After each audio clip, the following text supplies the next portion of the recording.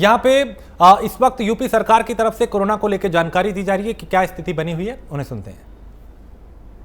लक्षणात्मक व्यक्ति हैं या जिनको भी किसी प्रकार की भी समस्या हो रही है, उनकी टेस्टिंग गांव में ही लगातार की जा रही है। अब तक सर्वेलेंस की कार्रवाई के अंतर्गत 2,67,820 इलाकों में 6,12,317 टीम दिवस के माध्यम से 3,47,40,500 घरों का सर्विलांस किया जा चुका है और इनमें रहने वालों की संख्या 16,73,86,164 है। कोविड की रोकथाम के लिए लोगों को कोविड से सुरक्षा कवच उपलब्ध कराने के लिए वैक्सीनेशन का कार्य निरंतर चल रहा है और 45 वर्ष से ऊपर के व्यक्तियों के वैक्सीनेशन का कार्य प्रदेश के समस्त 75 जनपदों में चल रहा है। 18 से 44 साल तक के व्यक्तियों के वैक्सीनेशन का कार्य भी प्रदेश में इस समय 18 जनपदों में चल रहा है, जिसे बहुत ही शीघ्र और विस्तारित किया जाएगा।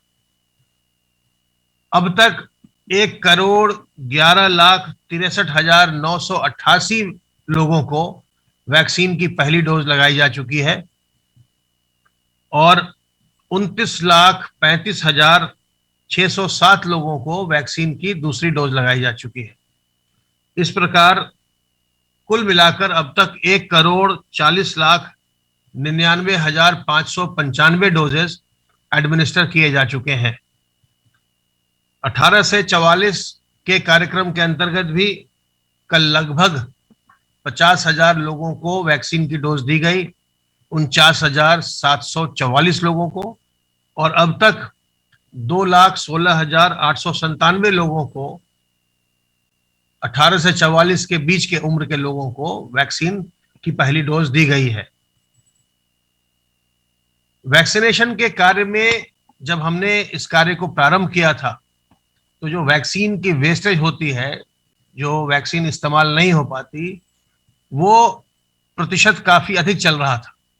20% से अधिक शुरू में देखा गया कि वेस्टेज हो रहा था और उसको फिर गहराई से उसका रिव्यू किया गया, मॉनिटर किया गया, एक एक वैक्सीनेटर को ट्रेनिंग फिर से दी गई, हर एक वैक्सीनेटर के कार्य को मॉनिटर किया गया और उसका परिणाम यह है कि आज प्रदेश में जो वैक्सीन की वेस्टेज है वो घट करके कोविशील्ड की वेस्टेज 2% से भी कम हो गई है और कोवैक्सीन की वेस्टेज अब 3% से भी कम हो गई है और इसे हम निरंतर और कम करने पर हम लगे हुए हैं और हमारा प्रयास है कि वैक्सीन की हर एक डोज का सदुपयोग लोगों को इस महामारी से बचाने में प्रयोग किया जाए।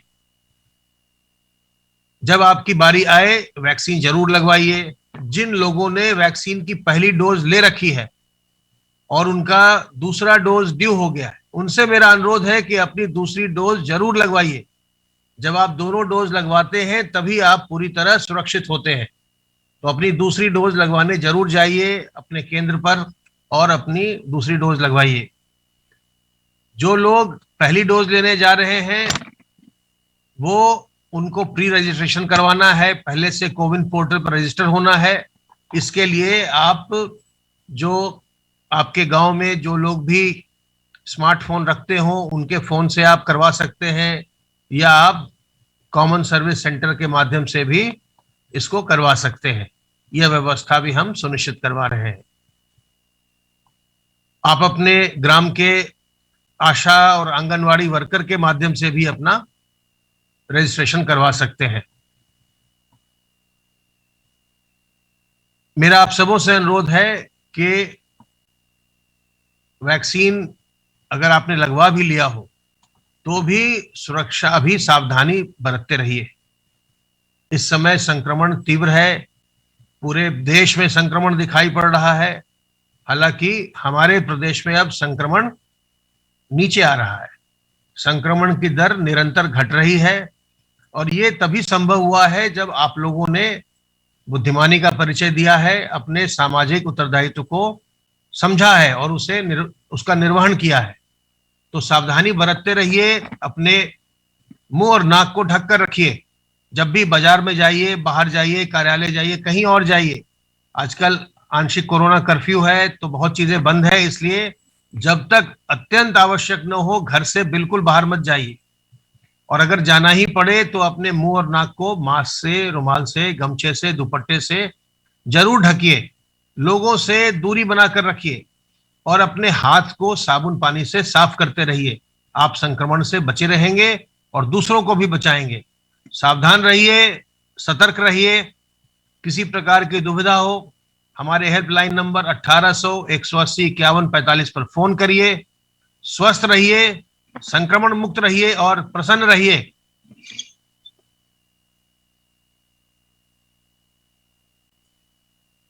धन्यवाद अमित। जैसा अभी अपर मुख्य सचिव स्वास्थ्य ने बताया, ये माननीय मुख्यमंत्री जी के नेतृत्व में उत्तर प्रदेश सरकार की जो एक मॉडल एक बनाया है, एक रणनीति जो बनाई है कोरोना के खिलाफ लड़ाई की, उस रणनीति में जहां पर कि हम लोग आक्रामक रूप से ट्रेस, टेस्ट, ट्रैक और ट्रीट, ये 4 टी का जो एक मंत्र माननीय मुख्यमंत्री जी द्वारा टीम 9 के माध्यम से जो दिया गया है, जिसका कि अभी संचालन जिसके माध्यम से हो रहा है, उसका ये परिणाम है कि पिछले लगभग 12 दिन में, जहां 30 अप्रैल को प्रदेश में कुल 3,10,783 एक्टिव मामले थे, वो आज घट के 12 मई को 2,06,615 रह गए हैं। लगभग 1,04,000 एक्टिव मामले कम हुए हैं उत्तर प्रदेश में। ये एक सरकार की जो अग्रेसिव ट्रेस, टेस्ट, ट्रैक और ट्रीट की जो रणनीति है, जो जिसपे की अभी काम चल रहा है, ये उसका प्रभाव देखने को मिल रहा है। साथ साथ जो कि कई पहलू हैं, जैसे जो आंशिक कोरोना कर्फ्यू लगाया गया, आंशिक कोरोना कर्फ्यू से आम लोगों के जो मूवमेंट है उसको रिस्ट्रिक्ट किया गया, परंतु औद्योगिक इकाइयां चलती रही। जो हमारे कामगार वहां काम करते हैं, जो श्रमिक काम करते हैं, उनकी रोजी रोटी चलती रही। वो रोजी रोटी वो उनकी नहीं हुई। इसके साथ साथ जो एक अभियान चल रहा था, जिनमें कि हमारी स्वास्थ्य विभाग की टीमें घर घर जा रही थी, वो उनको और तेजी से उनका ये अभियान और तेज किया गया। और एक विशेष अभियान चलाया गया कि गांव गांव में, घर घर में हमारी जो निगरानी समितियां हैं, उनके माध्यम से गांव गांव में वो निगरानी समितियां पहुंची। उन्होंने संक्रमण का हालचाल लिया और जो सरकार द्वारा लगभग 5,000 से ज्यादा RRTs लगाई गई हैं, रैपिड रिस्पांस टीम लगाई गई हैं, उन्होंने जा जाकर, उनको कहा गया है कि वो जा जाकर गांव में ही टेस्ट करें, वहीं पर ही जहां पर कि अगर कोई लक्षण युक्त व्यक्ति पाया जाता है। तो ये अग्रेसिव टेस्टिंग हुआ। इसके साथ साथ फिर जब गांव में वो आइसोलेशन में अगर कोई है और अगर कोई उसके घर में जगह है तो ठीक है, नहीं जगह है तो उसको पंचायत घर या सरकारी बिल्डिंग में आइसोलेशन में उसको रखा जा रहा है। इसके साथ साथ जो शहरी क्षेत्र है, वहां पर पूर्व से चल रहे अभियान को और तेज किया गया है। मैं बताऊं कि लगभग 24 करोड़ की जनसंख्या में से उत्तर प्रदेश की जो निगरानी समितियां हैं, सर्वेलेंस की टीमें हैं, वो लगभग 16 करोड़ 73 लाख की आबादी तक पहुंचे हैं। इन सब लोगों का, 16 करोड़ 73 लाख लोगों का हालचाल जाना है। ये पूरे देश में इस तरह का कोई उदाहरण नहीं है जहां की प्रदेश सरकार की स्वास्थ्य विभाग और अन्य विभागों की टीमें घर घर जाकर संक्रमण के लक्षणों को और लक्षण वाले व्यक्तियों को खोज के उनका इलाज करा रही हैं। वहीं दूसरी ओर जो प्रदेश सरकार द्वारा व्यवस्थाएं की गई ट्रीटमेंट की, जो कि प्रतिदिन बेड की संख्या बढ़ाई गई, विशेषकर ऑक्सीजन वाले बेड की संख्या बढ़ाई गई। आज भी लगभग 500 बेड बढ़ाए गए हैं। इसी तरह से अन्य जनपदों में, पूरे प्रदेश के जनपदों में जगह जगह जो है वो अस्पतालों में बेड बढ़ाने की एक कवायद प्रक्रिया बहुत तेजी से चलाई जा रही है, ताकि कहीं पर भी किसी प्रकार के ट्रीटमेंट के लिए बेड की कमी ना हो। जो नॉन ऑक्सीजन वाले बेड हैं, उनको ऑक्सीजनेट बेड में कन्वर्ट करने के लिए प्रदेश सरकार द्वारा अस्पतालों में जहां पर ऑक्सीजन प्लांट नहीं है, वहां पर ऑक्सीजन प्लांट स्वीकृत किए गए हैं। PM केयर फंड से लगभग 161 अस्पतालों में, सरकारी अस्पतालों में प्लांट सैंक्शन किए गए हैं। 75 प्लांट जो है वो आबकारी और गन्ना विभाग दे रहा है। इसके साथ साथ लगभग 100 प्लांट पूर्व से ही स्वास्थ्य विभाग और स्वास्थ्य जो चिकित्सा शिक्षा विभाग है उनके द्वारा पूर्व से ही स्वीकृत हैं, जिन पर की निर्माण की विभिन्न कार्रवाइयां चल रही हैं। NHAI भी हेल्प कर रहा है। तो ये सारी एजेंसियां हेल्प करके कोशिश कर रहे हैं कि अधिक से अधिक अस्पतालों में ऑक्सीजन वाले बेडों की संख्या बढ़ाई जाए। इसके साथ साथ प्रदेश सरकार के पास लगभग 5,000 ऑक्सीजन कंसंट्रेटर जो प्राप्त हुए थे, भारत सरकार से प्राप्त हुए थे, कुछ स्थानीय रूप से खरीदे गए थे। इसके साथ साथ लगभग 17,000 और ऑक्सीजन कंसंट्रेटर जो है उनका आदेश जारी कर दिया गया है।